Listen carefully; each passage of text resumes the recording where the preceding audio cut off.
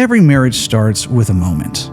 Maybe it was a glance across a crowded room, a first date that turned into a late-night conversation neither of you wanted to end, a nervous hand reaching for another hand at the altar, hearts pounding, breath shaking, future wide open. You said yes. You chose each other. And somewhere deep in your soul, you believed that love, real love, would be enough. And then life happens. The demands, the disappointments, the distance that creeps in quietly, until one day you look across the dinner table and wonder how you got so far from where you started. Terry and I have been there. We know what it feels like to stand at the edge of something beautiful and watch it start to crumble. And we know what it takes, the hard, courageous daily work to get back up. That is what this episode is all about. Because we just released something we have poured our hearts, our story, and over 2 decades of ministry into. And we cannot wait to tell you about it. This is James and Terry. This is Marriage Health. Hi, I want to welcome you here to Marriage Health with James and Terry. We are so excited today. We have something very special to introduce you to. Something that Terry and I have been working on for over 2 years, and finally it's here.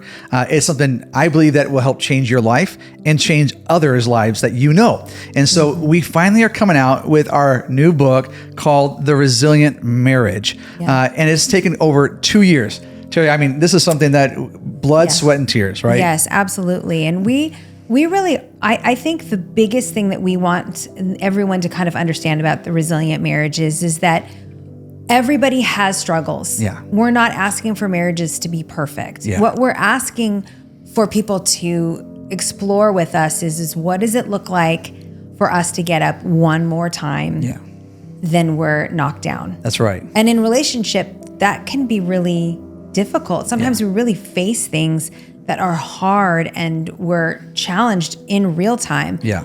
And what we're trying to help couples understand is, hey, you're not alone, and we've got some tools to help you. That's right. And really the resilient marriage is really about kind of like the foundation of what a marriage or a healthy relationship looks like. Yeah. And then understanding and exploring how we can make that foundation even better. That's right. But then there's also 7 tools that can help us walk through those challenges so that we can get up and get up and get up one more time. That's huge. Because so many times. That's what marriage is all about. Exactly. We have to gotta be keep able to be getting up. resilient. That's right. You got to keep getting up. Yes. Absolutely. You know, well, and we have them right here. So this is the book, and it's called the workbook. Book and the workbook, and it's called The Resilient Marriage: 7 Essential Tools for Cultivating Connection, Trust, and Lasting Intimacy. Yeah. And I'm telling you, this is chock full of incredible material. So if you are like getting ready to get married, or if you are like ready to jump off the cliff with your marriage. Meaning, like, what do you mean by that? Like the marriage is ready to so end. we're having struggles. Yeah, like there's a catastrophe taking place right now. Yeah. This book is going to help everybody because it's driven by principles, you know, and so we are able to pour the principles into this. You know, when you open the book up and you start to dive in, it's broken up to 2 sections, right? So the first section is on the seeds, the roots, and the soil, kind of looking back at our past. Right? At things of who we were growing up, our family of origin, how we were formed.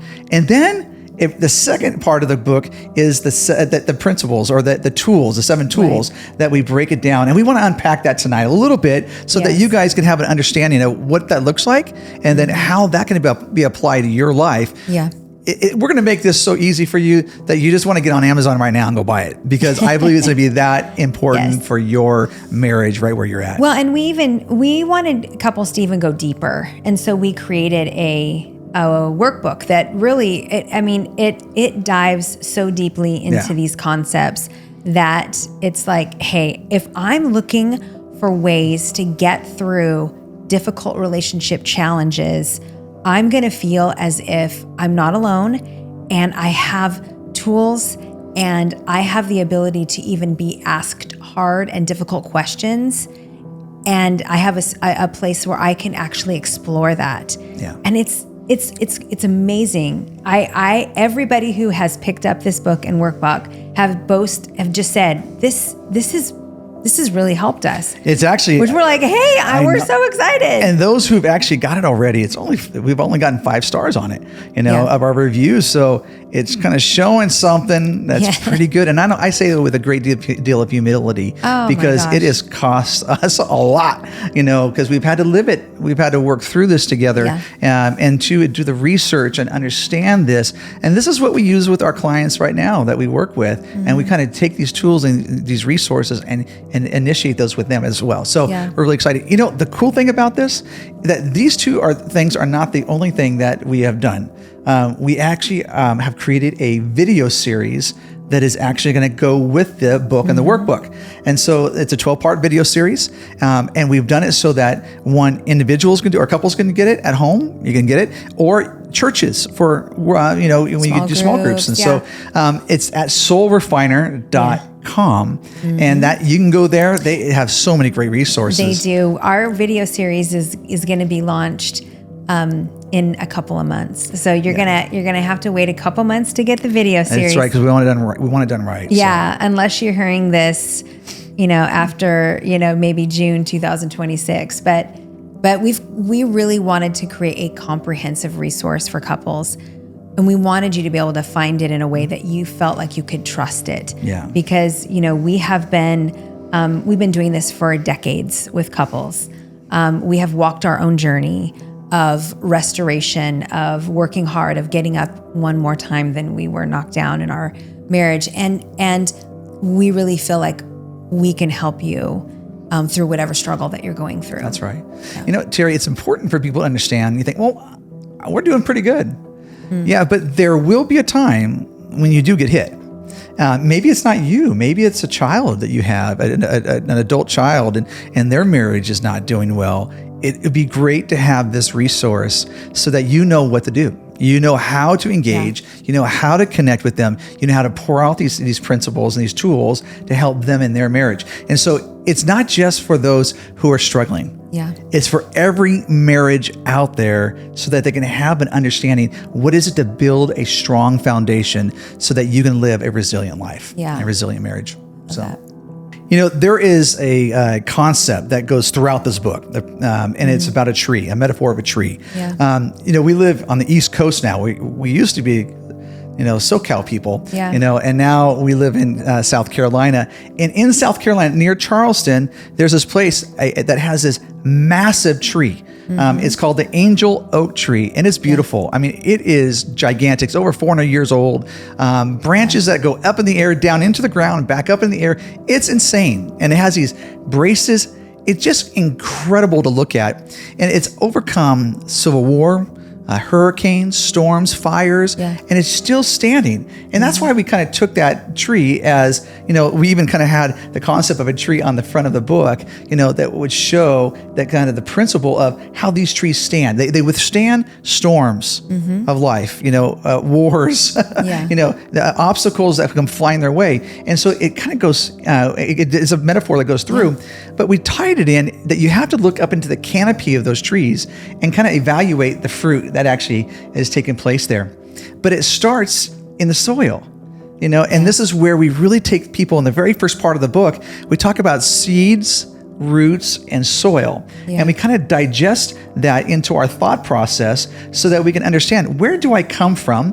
How did it form and shape me? How did it kind of like make me who I am today? All right. So that I can actually then engage with other people. But if you don't evaluate that, if you don't understand the reality of it, you know what, you're just going to keep floundering. So we really dive people deep into that concept in the first part of that book. Yeah. I love the fact that one of the things that we do with couples, in the book and workbook is we help them understand that laying a strong and healthy and resilient foundation is really the way, to actually have something that lasts, like the angel oak tree. Yeah. And I know when I went and visited, we visited as a family. I mean, I couldn't believe it. And everybody had a different reaction. Like some people were like in awe, some people are like crying, some people are, just running around. It made them kind of joyful. But I think the thing that you realize is that, when something is resilient, it lasts. Yeah. Even through the storms, even through the difficult things. If something is resilient, it lasts. Yeah. And we want our marriages to be like that. Yeah. And so we help couples understand, if you don't understand the uniqueness and the complexity, and even sometimes the difficulties, the traumas, the things that we've experienced in our foundation, in our roots, seeds, and soil, and we don't even take the time to actually look up into the canopy of that sort of tree, if you will, then we can't do anything going forward. Yeah. Everybody wants the skill. Yeah. Everybody wants to be like, hey, let's fix this in 5 minutes. Yeah. But that is not how it works. We have to sometimes pause, understand what our reality is. What's the reality in our relationship? Sometimes the hardest thing that we have to do is actually name what's happening. That's right. Because you can't really fix it until you name it, right? That's you can't even, contend for it or believe for it or keep showing up if you don't want to even be in reality. Right. So we have to do that. And then we have to understand, okay, if there's something in the foundation of my life personally and in our marriage relationship that needs some attention, maybe needs some support, maybe even needs some healing, then I have to be responsible for that. And we talk a great deal about growth mindset. Mm-hmm. And I know that's very, very, you're passionate about the growth mindset. I'm passionate about it. Well, because you can have one or the other. You can have a fixed mindset or you can have a growth mindset, and this is where I would love to challenge everybody, today is that if you're in a marriage right now and you've settled with a fixed mindset, you're only going to go so far.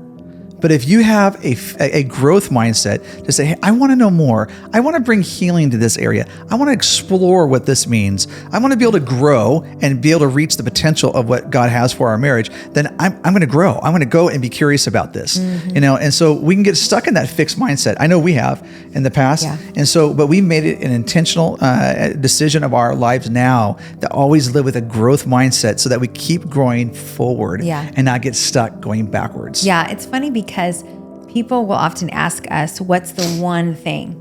Like you sit with, hundreds of couples around the world. What's the one thing that you can say is the indicator of a relationship or a marriage relationship that is going to be resilient? And we always say, if they have a growth mindset, that's right, and they're willing to keep showing up, they will have something that lasts. That's right.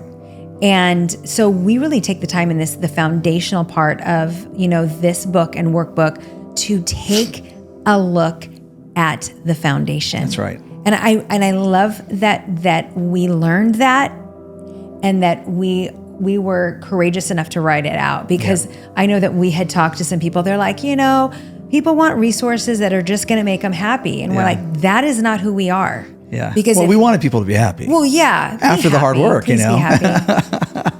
But what we really want is we want resiliency. That's right. We want something that lasts. And sometimes that's not happy. That's right. That's sometimes hard. Yeah. But can joy come out of that? You bet. Absolutely. Yeah. So we wanted to be real. That's and right. we wanted a marriage resource that is actually going to help someone. Yeah. Really? Yeah. Really help someone. Yeah. And that's what we did. It's practical. That's great. Yeah. Once you've done the work of looking honestly at your canopy, the fruit of your marriage, and traced it down through the roots and soil of your story, something shifts. You stop asking, what's wrong with us? And you start asking, what do we need? That's where part 2 of the resilient marriage begins. We call it the tools.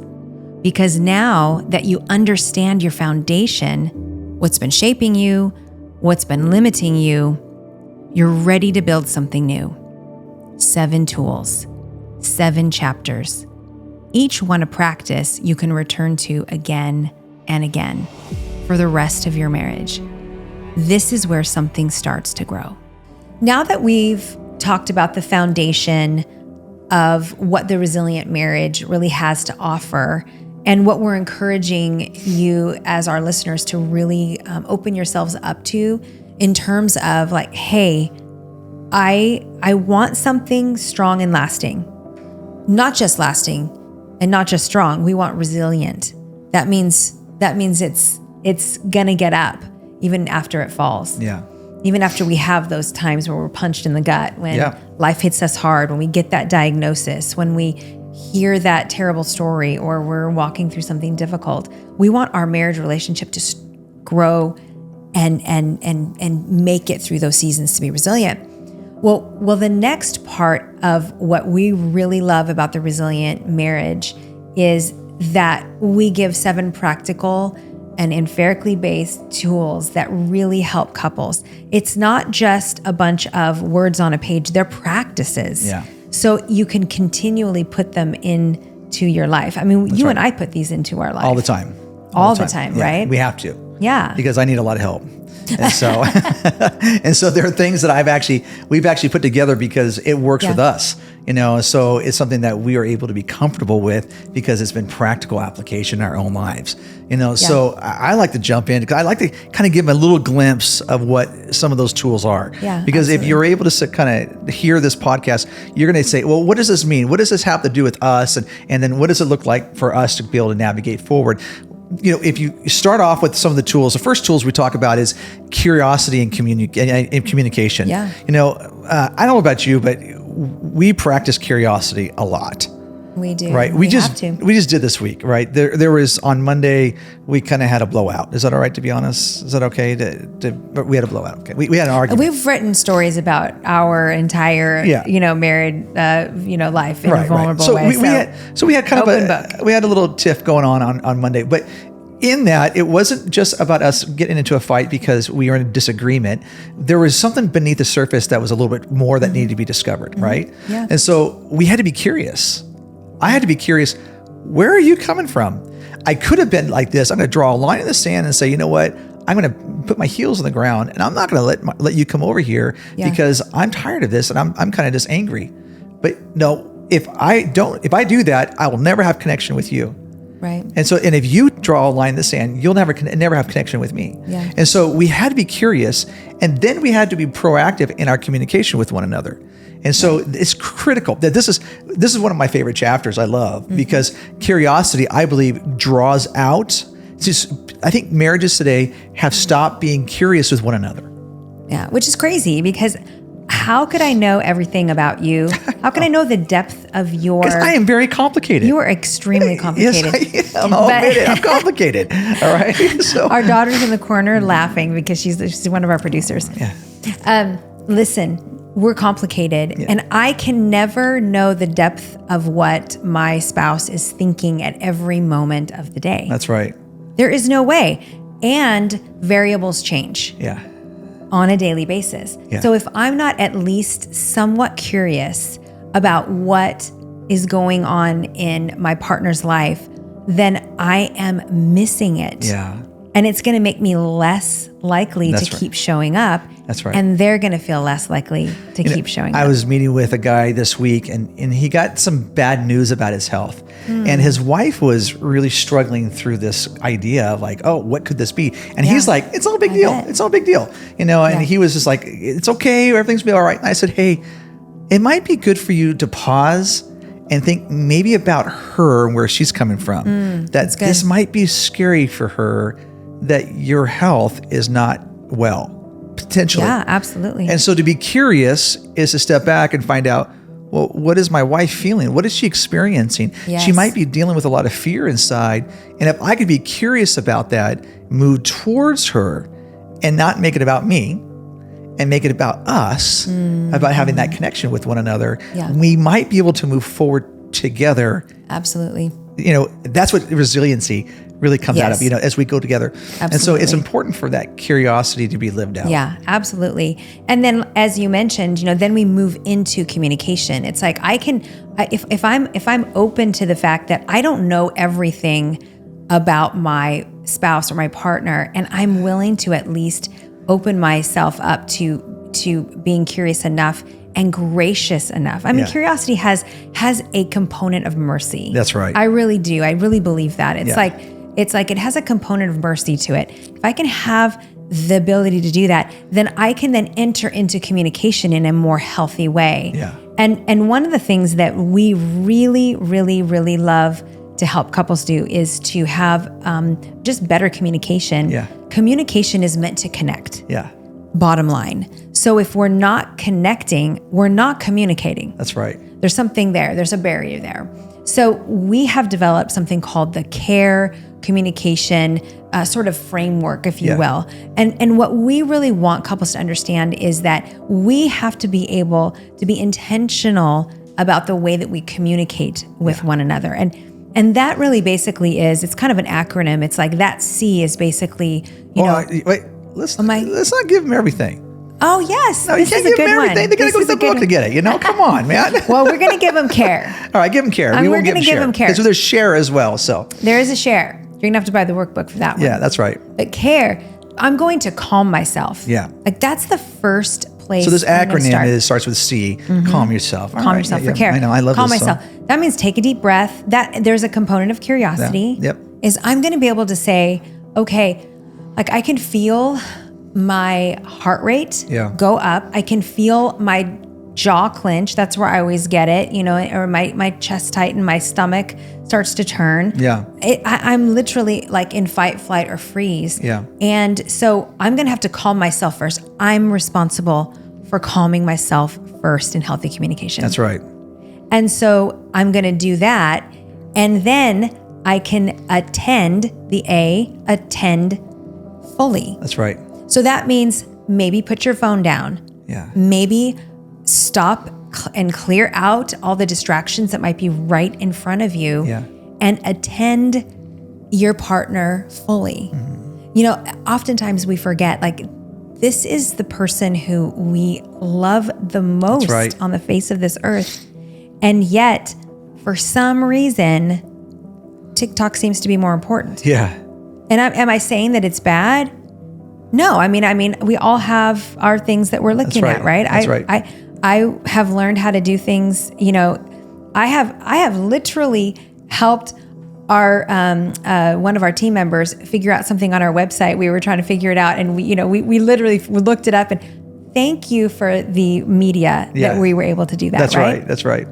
But when it comes in front of our relationship, that's not communication. That's right. So I need to attend. So calm, fully. and then we attend. Yeah. So calm yourself, attend fully. Then we move into recognizing our needs. That's the R in care. I need to recognize my needs. I need to recognize your needs. That's right. Which also has a component of curiosity. That's right.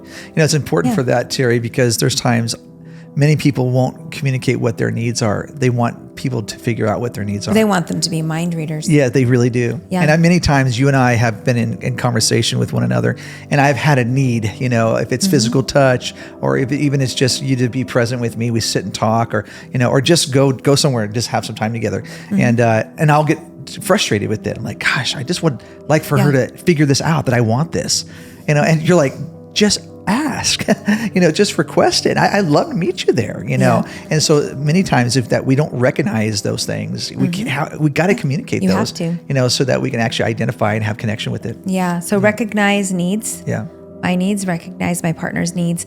And then, the last one is E for engage together. Yeah. And that's when we make the choice, like we are in it for a win-win situation. Yeah. So if I want to have calm and connective communication, at the end of the day, it has to be together. That's right. Right? And our world is crazy how, sort of disconnected we are in all of our, quote, connection. Yeah. And so if I want to have a healthy communication, it's like, okay, we engage together. Yeah. That means maybe we grab each other's hand and we say a prayer. Maybe that means we go for a walk. That's right. Maybe we talk about, what's kind of going on inside and how I felt through that communication. Yeah. And so, if we learn how to care in our communication, it makes all the difference. And it makes your communication that much better. Yeah, absolutely. Sure does. Trust is not just one ingredient in a marriage. It is the ground everything else stands on. You can have curiosity, you can have communication, but if trust has been broken, or if it was never built solidly in the first place, those tools will feel fragile because the ground beneath them is unsteady. In Chapter 6 of The Resilient Marriage, we talk about what it actually means to build trust and rebuild it when it's been broken. Because for so many of the couples that we work with, trust is exactly where the pain lives. So more of those tools will just kind of give people a kind of a little taste of them, but the other ones are like, you have to look at is trust. People want to know about trust. How do you build trust in your marriage, in your relationship? And we've come up with this really cool concept. It's called the trust compass. And I'll just have to leave it there. Yeah, but it's something that will help guide you in how to rebuild trust. Now, you might not have had a catastrophic blow up in your marriage, a betrayal or whatever. It might just be something of little things that have been breaking trust along the years. And so what we've done is we've created this trust compass to help re-engage trust within your relationships. And it's solid. This thing is solid. And it's so good and practical that you can apply it to your lives. And so that's a huge tool that we use all the time. Absolutely. All the time. Well, because don't you think it's really good? People need to understand that you're either building or eroding trust every single day. That's right. And if you don't understand that, then you're missing an opportunity to do the one that we want, which is building trust, which is creating a more solid foundation of a relationship that can go places together.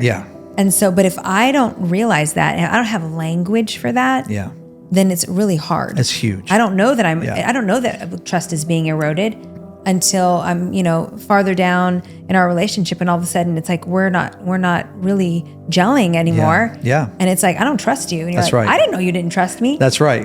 And I don't even know why I don't trust you. I just don't. That's because you don't have the language for it. And so we've created some really good and language. it's real practical, So, and also we talk about another tool is values and even boundaries.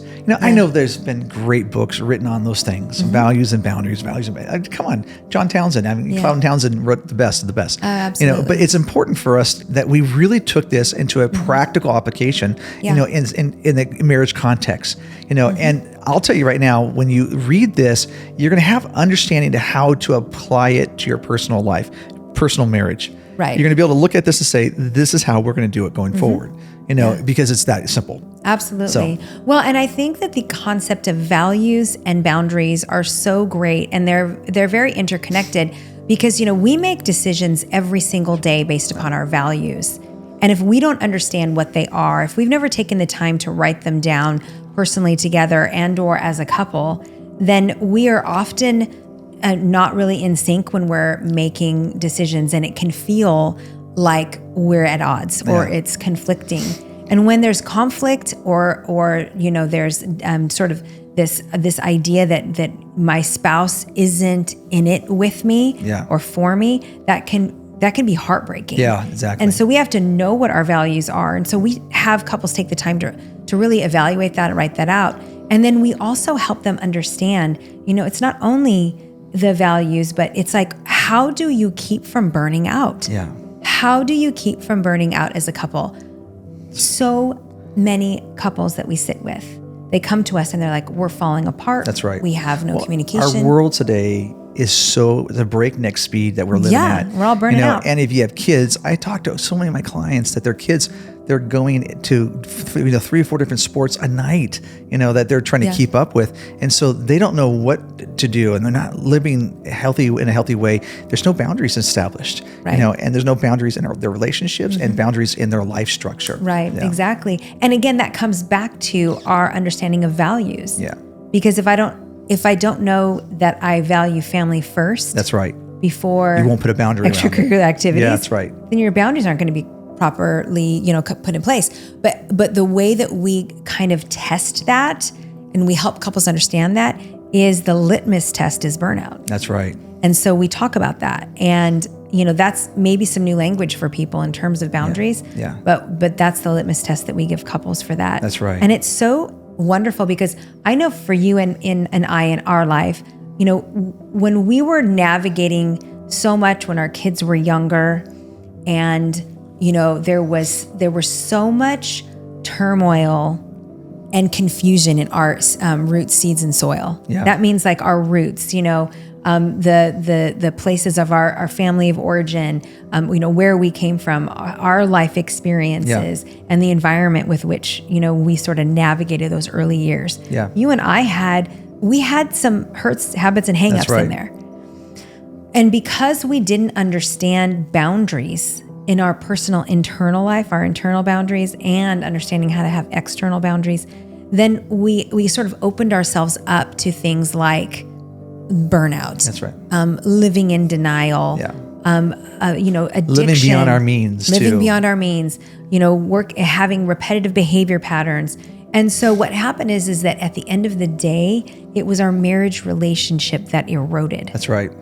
And our resiliency was null and void at that point. Yeah. And so then we had enough resiliency in our life To keep going. to figure it out. But we weren't living. But it was extremely damaged in that moment. And so we want to help couples understand, from even our experience, like, hey, there are things we did and we learned the hard way. Yeah. Learn from us. Yeah. Those who've gone before who didn't do it always right. Yeah. And we're being vulnerable enough to say, hey, this is how it didn't work. Yeah. Try something different. That's great. Every human being longs to be truly known. Not the version of yourself you perform at work or put forward on social media. The real you. The one who carries fears and hopes and wounds and dreams that you've never quite found the words for. Intimacy is the experience of being fully known and fully loved anyway. And in a marriage, it is the deepest gift two people can offer each other. In Chapter 9 of The Resilient Marriage, we go there.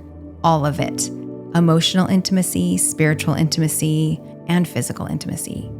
Because a resilient marriage is not just a stable marriage, it's a connected one. The last two tools that we have in the book are intimacy, which everybody loves to talk about, Absolutely. Especially all the guys pick up the book and say, well, that's the first chapter I'm going to go to. We actually had a few people say that. Yep, exactly. But here's the deal. We are going to give them the tools in intimacy that really work. And it's going to be a shock to you because it's going to be might be a little different than what you think it is, because intimacy is not just about going and jumping in bed together. There's so much more about intimacy that you have to discover and find out what that's all about. And so it's important for us to understand that. Okay, Yes. that it goes beyond just the sexual component of your marriage. There's quite a few aspects of intimacy. That's right. And every woman goes, yes and amen. Yes. Yes. And all the guys are like, what's the problem? Come on. That doesn't make sense.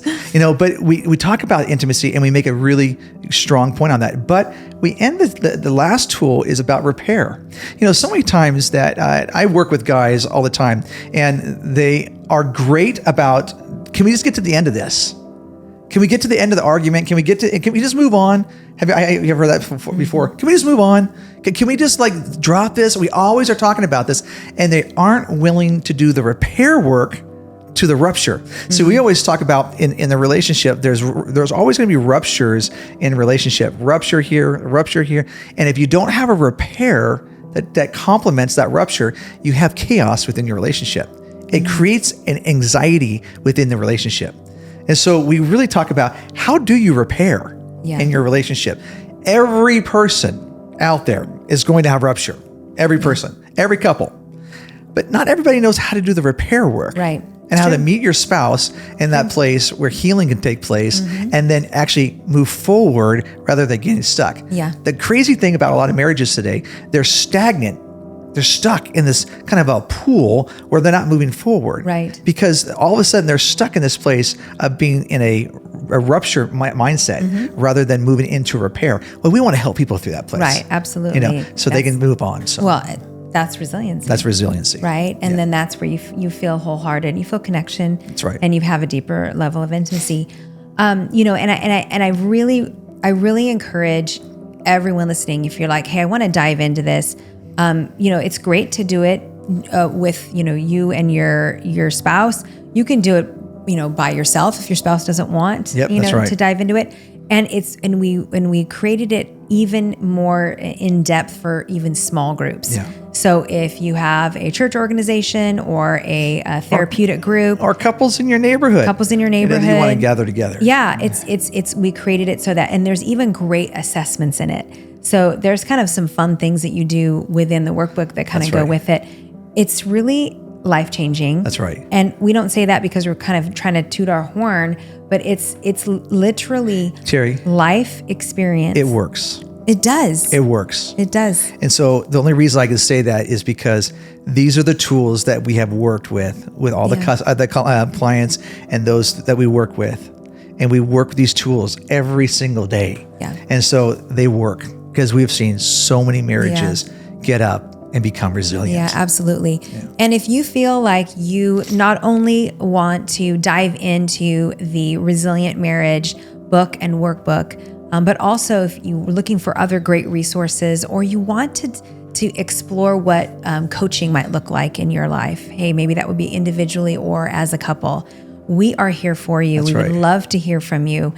You can find us at marriagehealth.org, and we'd love to hear from you and hope that, what we have in terms of resources will be helpful for you. It'd be huge. Yeah. So you can get this book, The Resilient Marriage. That's right. This or the workbook. Absolutely. And you can get these at Amazon right now. You can go on there and just type in The Resilient Marriage with James and Terry Craft, and it'll come up. This bright orange book will come up, and you'll be able to purchase it right now. And so you can actually start diving into this as a resource for yourself. And the video series will be available at soulrefiner.com. That's right. And that's also going to be a great extra. And that's important for us to understand, because churches, that's where you can go to use that for your small groups, and you can get books there as well. Yeah, absolutely. So jump in there. Don't wait. Go start investing and become a growth mindset type of a couple. Yeah. So that you can discover what a resilient marriage is all about.